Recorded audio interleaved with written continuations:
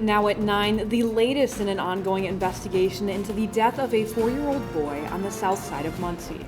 Plus, Muncie's first Entrepreneurship Showcase Week kicked off with a mayoral proclamation, what local business owners are learning. And President Biden has had his first face-to-face meeting with China's president amid rising tensions. And doctors share what you should look out for this flu season. We're tracking unseasonably cold temperatures and snow showers, all in the weather forecast.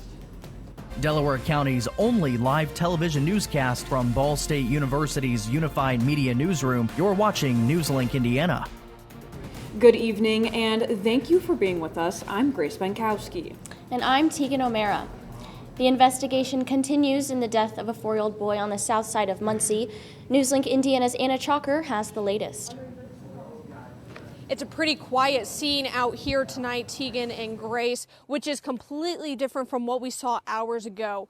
All day, police and investigators were in and out of this home behind me on South Burlington Drive, and neighbors were standing on their front porch and walking around just to see what happened. Well, here's what we know so far. According to a police report, around noon, 911 received a call of a 4-year-old that was injured from a gunshot wound. That child was then transported to IU Health, where he then died from his injuries. Now, police say this is still an ongoing investigation, and further information will be released at a later time. Live in Muncie, Anna Chalker, NewsLink, Indiana. NewsLink Indiana will keep you updated as this investigation continues. At least 16 high school athletes were injured Saturday night after a semi-truck crashed into their team bus. The crash took place in Warsaw, Indiana, and caused the bus to flip onto its side. 3 of the injured students were in critical condition and underwent surgery. Police said they had reports of a drunk driver in a semi-truck and were on the way to try to stop it. The driver faces felony charges of operating while intoxicated and causing serious bodily injury. The first annual Muncie Entrepreneurship Showcase kicked off today. It's all part of Global Entrepreneurship Week. NewsLink Indiana's Alex Almanza was there and gives us a look. This morning, a mayoral proclamation by Mayor Dan Ridenour to recognize entrepreneurs and small businesses in Muncie. The proclamation kicking off the first annual Muncie Entrepreneurship Showcase, which hosts 20 workshops, discussion groups, and networking events. 5 Entrepreneur of the Year awards also being presented. Mayor Ridenour says he hopes this showcase gives business owners a chance to network and share ideas. Entrepreneurs want to know what resources are available, who they can lean on for various information, where they can go for funds to expand, and it's good then for the city as those additional jobs become available and become tax-paying citizens. It's all good for the city long term. Mayor Ridenour has been an advocate of local businesses, which he demonstrated in his plan, which distributed federal American Rescue Plan funds to Muncie's small business owners. We understand that entrepreneurs and small businesses are a key to Muncie, a key to our growth, and we look forward to supporting that in any way we can. Ted Baker is the CEO and Executive Director of Muncie Innovation Connector. He says he hopes the community joins together to gain valuable resources and knowledge to help with their business journeys. First of all, it shows them that they're valued. There is not a better place that I know of anywhere that celebrates and supports entrepreneurs and startup businesses and business owners like Muncie community. We are so fortunate and blessed to have other resources other than the Innovation Connector, but the Innovation Connector included, to be part of that process of helping businesses grow. In Muncie, Alex Almanza, NewsLink Indiana. Almost all events are free and open to the public. For more information, just go to innovationconnector.com. Winter and colder temperatures are already here, with the possibility of it getting even colder in our area as compared to last year. Now that could mean higher heating bills this winter season. Indiana Michigan Power has some tips on how to stay safe and warm this winter. They say turning down your thermostat just 4 degrees could lower your bill by up to 10%, and that moving furniture away from heaters can also make heating more efficient. They also say to avoid space heaters, as they're more expensive and dangerous. I'm sure the heat will be going up this week as temperatures are going down, and I hear that there's even a chance of snow tomorrow. I'm actually starting to get excited for the snow because it's putting me in that Christmas spirit. So I'm fingers crossed we have some coming. Over to Eric for a look at weather. Yeah, of course, we have snow coming up in our forecast. Right now, temperatures are pretty cold outside, around the freezing mark here. And it's looking like temperatures expected to continue to remain around that, going through night tonight. Not looking too bad for tonight, although we need a jacket. And coming up, we're talking about snow chances coming up for later in this week, along with winter-like temperatures, with temperatures possibly dipping down to the teens possibly later this week. All this coming up in my full weather forecast coming up. Thank you, Eric. A group of American activists have been kicked out of the United Nations Climate Change Conference. Today, the climate activists were denied entry into COP27, which is taking place in Egypt. Friday, the group interrupted President Biden's speech during the climate talks with what they describe as an indigenous war cry. As I stand here before you, we've taken enormous strides to achieve that. But I don't stand here alone. This progress is being driven by young people all across America. Event security detained the activists, then took away their conference badges and escorted them out of the venue after the speech. President Joe Biden called for cooperation and not confrontation during his first face-to-face meeting with Chinese President Xi Jinping since taking office. Mike Valerio has the latest. The stakes between the superpowers could not have been higher. A potential openness to repairing relations signaled with a handshake between President Joe Biden and Chinese President Xi Jinping. We had an open and candid conversation about our intentions and our priorities. Tensions over Taiwan took center stage, Biden warning Xi against further provocations towards the island. Following the talk, Biden said he did not interpret any imminent attempt by China to invade. I made it clear that we want to see cross-strait issues peacefully resolved, and so it never has to come to that. Xi stated after the marathon meeting, Taiwan is the first red line that must not be crossed. Biden turning the focus to mutual economic goals. We're going to compete vigorously, but I'm not looking for conflict. I'm looking to manage this competition responsibly.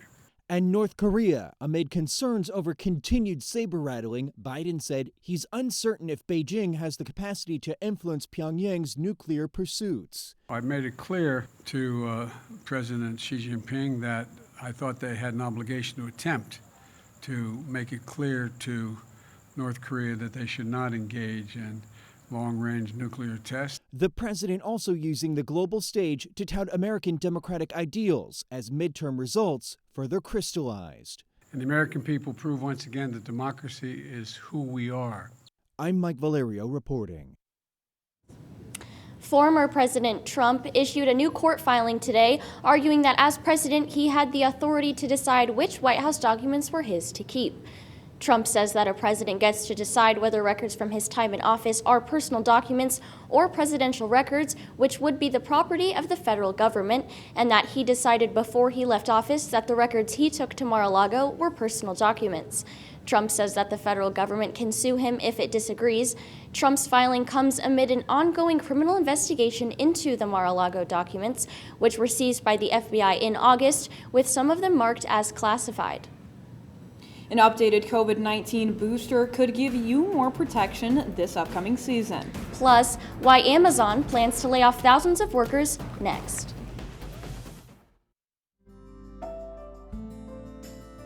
Riding the bus is an easy thing to do.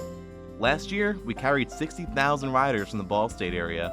50,000 of those were students.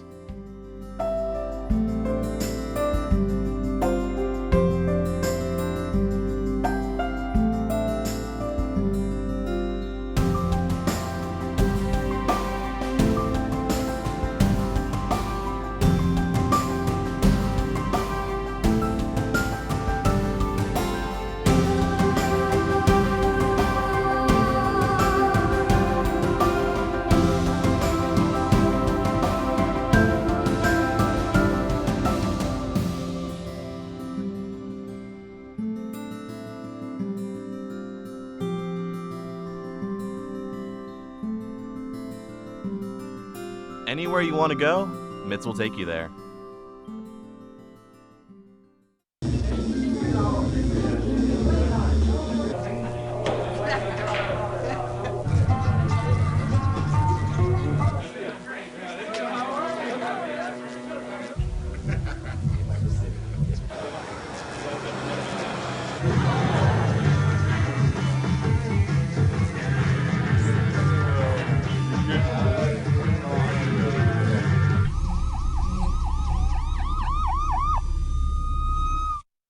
So I just moved in with his family, and it's embarrassing.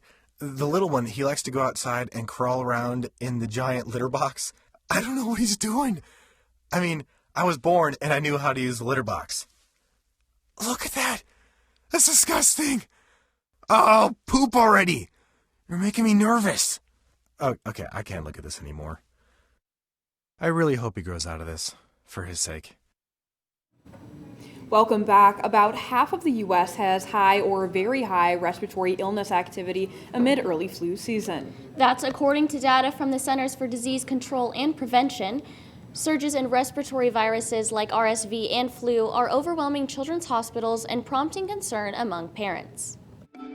Across the U.S., some hospitals filling up as respiratory illnesses continue to spread. But we are seeing high levels of RSV, certainly, and our influenza levels are starting to increase. While most kids who get sick this season will recover quickly with home care, some young children may need extra care. Mayo Clinic pediatrician Dr. Angela Mackey says whether medical attention is needed depends on 3 things. First, how your child is breathing. Are they breathing faster, more shallow, or are they working harder to breathe? If there are any breathing troubles, seek medical care right away. Matkey says to give your sick child medications to reduce fever, which kind will depend on the age of your baby. She says children who are more comfortable will drink more, which is key to keeping them hydrated. They might not nurse as much, they might not take as much via bottle when they're sick, but they need to make at least 3 wet diapers in 24 hours. And finally, Matkey says to pay attention to your child's energy level. If the child is difficult to arouse, seek medical attention right away. And when it comes to flu, she says there's one thing we can control. So I would strongly encourage parents to, if they haven't already gotten their child's influenza vaccine this year, to get it scheduled as soon as possible. For Health Minute, I'm Mandy Gaither. Dr. Mackey says it's also important for adults who are around young children to get vaccinated for flu to help protect children too young to get the vaccine and those who aren't eligible. The updated Moderna COVID-19 vaccine booster used in the U.S. generates, quote, significantly higher protection against 2 subvariants. That's compared to its earlier booster. Moderna says that conclusion comes from a study of more than 500 people across all age ranges. The group was vaccinated with an original series of shots, boosted with Moderna's original vaccine, then boosted months later with a bivalent version. Earlier this month, Pfizer and BioNTech said study results showed its updated bivalent booster provided a, quote, substantially higher immune response. Amazon is set to lay off thousands of its corporate and technology employees. That's according to a report from the New York Times that cites sources with knowledge of the matter. They say the cuts could come as soon as this week and will focus on Amazon's devices organization, including the voice assistant Alexa, as well as its retail and human resources divisions.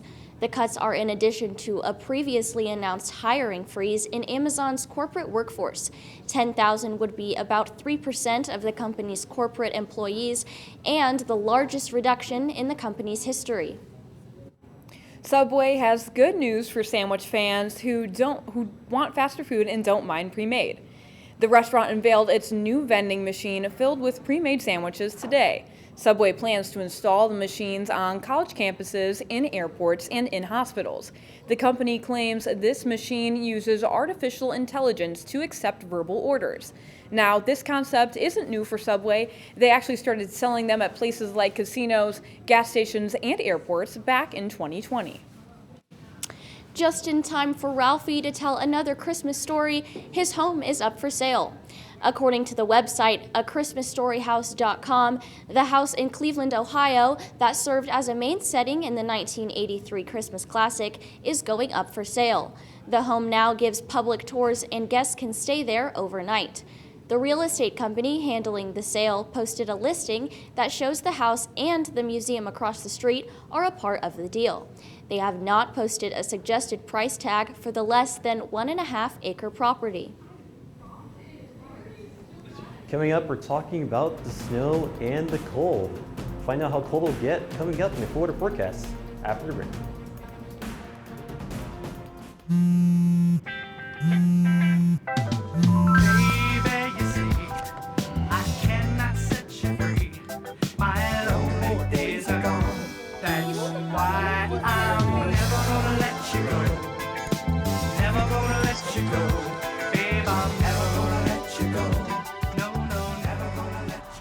Here you go. Thank you. Thank you.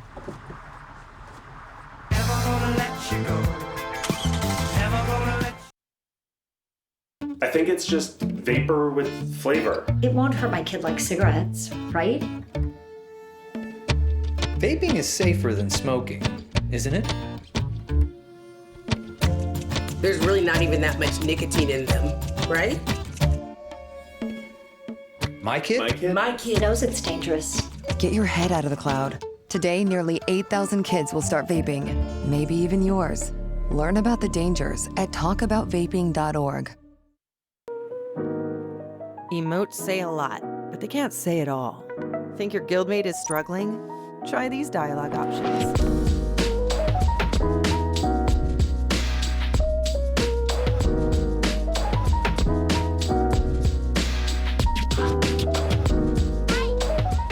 Go beyond emotes. Check in with your guildmates at seizetheawkward.org.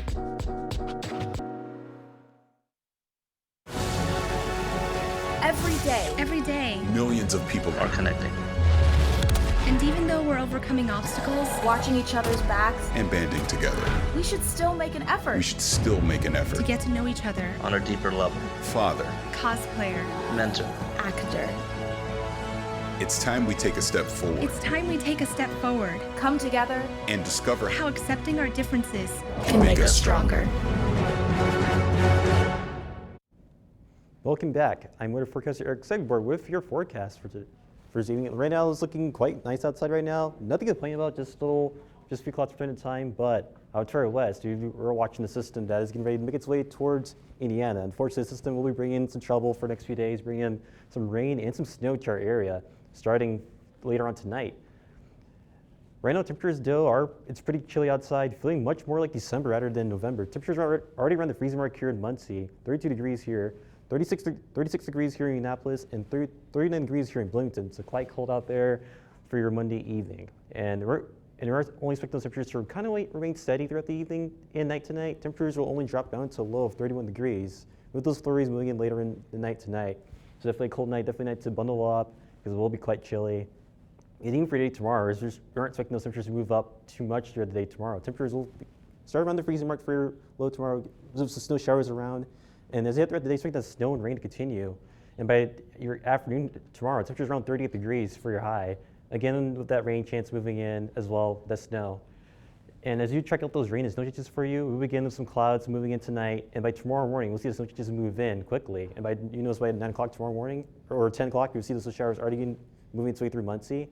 And as you head throughout the day and tomorrow, we're expecting those showers to only continue through the area. And by Tuesday evening, we'll be left with some rain. As when we're moving in, it'll kind of cut off some of the snow, but by the time you get to Tuesday night into Wednesday morning, we'll see those snow showers wrap around that rain and bring in again some additional cold weather to our area. And as you head through the day Wednesday, again, additional snow showers as the system does seem to stall around here in our area, and we're expecting that to be similar once again for a day on Thursday, as again snow showers will look to stick around through that time frame as well. And what about those temperatures? Well, temperatures that head the rest of this week is only supposed to get colder and colder and colder. The temperatures will go from the mid-30s on Tuesday all the way down to 23 degrees for your high on Friday. Yes, 23 degrees, which is 30 degrees below average for this time of year. So definitely, as you head throughout the week, you're definitely going to need that coat, as it will be quite chilly for this week, especially on Friday, where it's going to feel the worst of the cold here in Indiana. And how about Thanksgiving for you guys? Well, unfortunately, Thanksgiving is not looking too good either for you guys, as temperatures aren't looking the best for us here in the Midwest. If you're going to be traveling around the Midwest, it's going to be quite cold here, especially for around Thanksgiving. It looks like you're going to have a cold turkey for this Thanksgiving, as cold average temperatures are expected to stick around for much of the area. But if you're going to like the Pacific Northwest or maybe around like Florida, you might see some of those around average temperatures. But other than that, looking at a cold turkey for this Thanksgiving. And as you do look towards the Saturday for you, we're expecting again those rain and snow continue through pretty much Wednesday, Thursday, Friday. With again, that cold also continuing as well. And by the time we get this, and you look at those overnight lows for Friday, Saturday, and Sunday, temperatures only in the teens for those 3 mornings. The temperatures also running below freezing for highs on Thursday, Friday, Saturday, and Sunday, with temperatures moving back up into the mid-30s by Monday to kick off your Thanksgiving week. Definitely. Well, I'm not sure if I'm ready for those teen temperatures yet. Yeah, definitely not. Was excited for snow, not temperatures, not cold temperatures. And definitely, and make sure that you're, defrosting your car. I'm sure that'll be happening tomorrow morning, possibly getting that scraper out again too. Yeah, definitely. And now we're going to take a quick look at sports with Dylan. Hey, thanks, guys. We catch up with one Ball State team in their regular season home opener. Plus the results and scores in Ball State athletics, all that and more next in sports. Here's your sandwich, miss. Oh, thank you. And your burger. Awesome, thank you. And your bowl of boiling water, sir.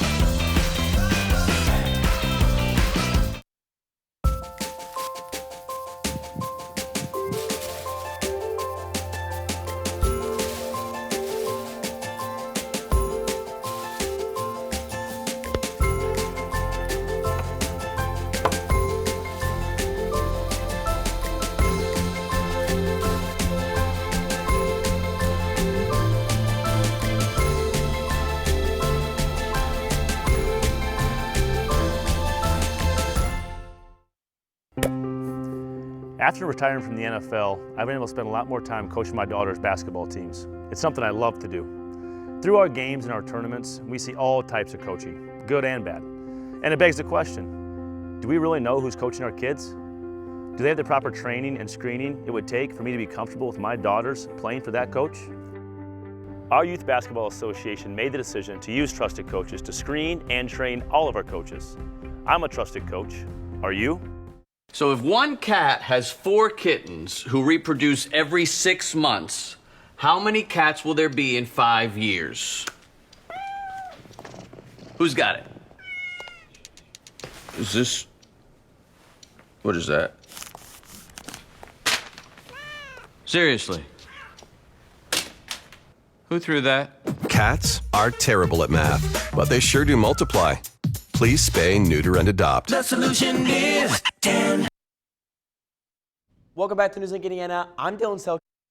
Ball State women's basketball took to the courts for their home opener earlier today. NewsLink Indiana's Vincent Martirano captured the atmosphere. Ball State women's basketball started their season off with a loss. That wouldn't be the case in their home opener this afternoon with a dominant 100-point win against Indiana University East. Well, one thing I told them, you know what, we knew there was going to be a big crowd, so we wanted to come out and play well. We wanted to give them a reason to go home and say, hey, Mom, Dad, can we go to the game Thursday night? It was exciting to play in front of that. We love playing at home. Playing at home's got to be important to us. 6 different elementary schools in the area came to Worthen Arena for the 6th annual Field Trip Day. The energy of the 4,067 fans served almost as a 6th player on the court.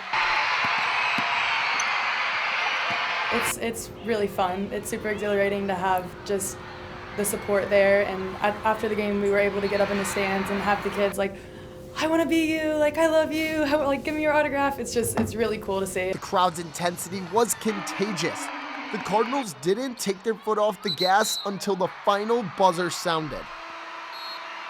I think for me it's really simple. It's buy-in. If they'll buy into playing this way, we can continue the aggressiveness, the toughness, and we can really build something special that way. Ball State's full court press made it difficult for the Red Wolves to cross half court, forcing 31 turnovers and scoring 46 points off of them.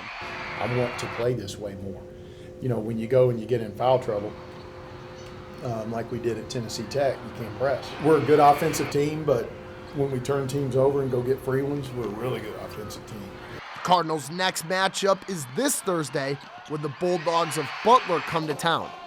In Muncie, Vincent Martirano, NewsLink Indiana. And as one team starts up their season, another Ball State team finishing up their regular season. Ball State women's volleyball faces off in a road doubleheader against the Ohio Bobcats. On Friday, the Cardinals come into the matchup on a 13-game win streak. This streak sadly coming to an end on Friday as Ohio defeats Ball State in 4 sets. The Cardinals would get revenge on Saturday by taking down the Bobcats, also in 4 sets. Ball State will wrap up their regular season inside Worthen Arena on Wednesday against the Toledo Rockets. Staying with Ohio University, Ball State football will also face off with the Bobcats tomorrow night for Tuesday night action. The Cardinals set to take on Ohio at home in Schumann Stadium in their final home game of the season for senior night.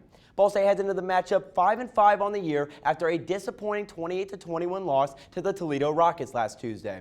On the other side of the field, the Bobcats sit at 7-3 on the year and seated atop the MAC East standings at 5-1. Kickoff for the night is set for 7 p.m. Thanks so much, Dylan. To find out what Christmas musical is coming to Emmons. And we have a final look at weather after the break.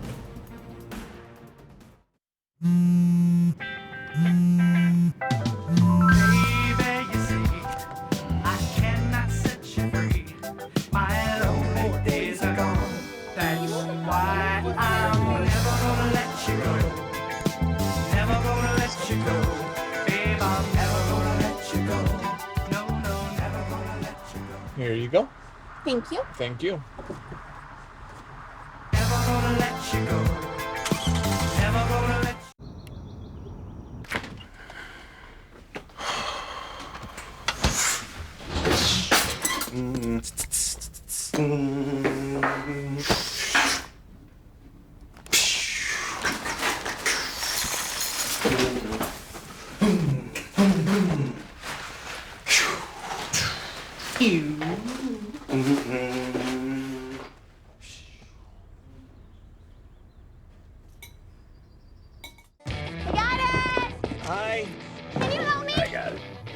No problem. Just like the rules to surviving Zombieland, there are steps you can take to be prepared for an emergency. It's the right thing to do. Talk with your family to make a plan. Look for safe areas to meet up if separated. And stock up on supplies. It's never too early to get prepared, so start now. Right now? Right now. You can't predict emergencies, but you can be ready. You're welcome, America. Visit ready.gov today to learn more. Jordan knows he shouldn't eat this entire bowl of nachos, but tonight he's earned that right. Because a few hours ago, in the middle of happy hour, he recognized a sign. Not from the gods or a bolt of lightning, but from a double heart, a kissy face, and a fourth ha in ha ha ha. That's when Jordan knew he was buzzed. So when it was time to go, he got a ride home instead of driving. Be a legend like Jordan. Recognize your buzzed warning signs and get a ride home. Buzz driving is drunk driving. Welcome back. The snow is falling early and Christmas cheer is in the air. And with that being said, one of the most popular Christmas classics, Elf, is coming to the stage for a full night of enjoyment.